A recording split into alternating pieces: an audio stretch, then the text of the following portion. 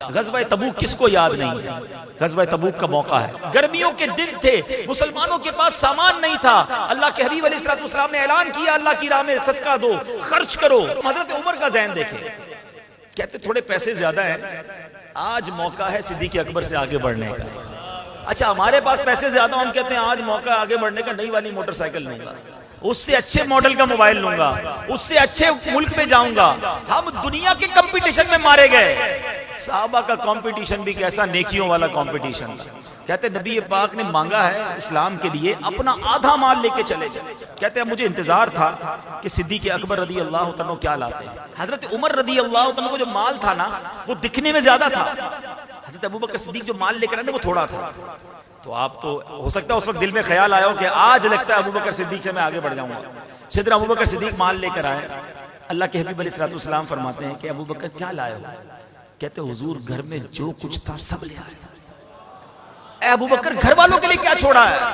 کہتے حضور گھر والوں کے لیے اللہ اور اس کا رسول کافی ہے۔ وہ شاعر لکھتا ہے نا، پروانے کو چراغ تو بلبل کو پھول بس، صدیق کے لیے ہے خدا کا رسول بس۔ کہتے حضور بس آپ اللہ اور اس کے رسول کو چھوڑ آیا ہو۔ اچھا یہ کیسا سویپ تھا آپ کو پتا؟ کیا کیا لائے تھے؟ آپ اپنے گھر میں کچھ بھی چھوڑ کر نہیں آئے، یہاں تک کہ آپ کے جو کرتے کے بٹن تھے نا، آپ نے وہ بٹن بھی راہ خدا میں دے دیے، کانٹے لگائے۔ تھوڑی دیر ہوئی تو جبریل امین حاضر ہوئے نبی پاک کی بارگاہ۔ نبی پاک نے دیکھا کہ جبریل امین کے لباس پر بھی کانٹے لگے ہوئے ہیں۔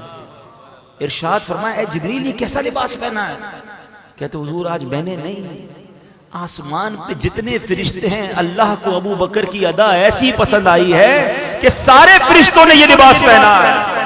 حضور اللہ ابو بکر کو سلام ارشاد فرماتا ہے، آپ پوچھئے ابو بکر سے اس حال میں وہ رب سے راضی ہے کہ نہیں؟ گھر میں کچھ نہیں ہے، سنگل پینی نہیں تھی۔ سوال ہو رہا ہے اے ابو بکر رب تجھے سلام دے رہا ہے، اور یہ سوال ہو رہا ہے کہ کیا تم رب سے راضی ہو؟ صدیق اکبر سے جب یہ سوال ہوا آپ زاروں کتار رونے لگے۔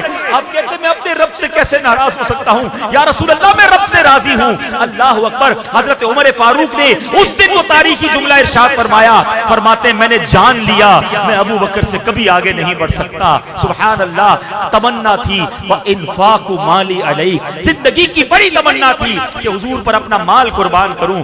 آپ نے سارا مال قربان کیا۔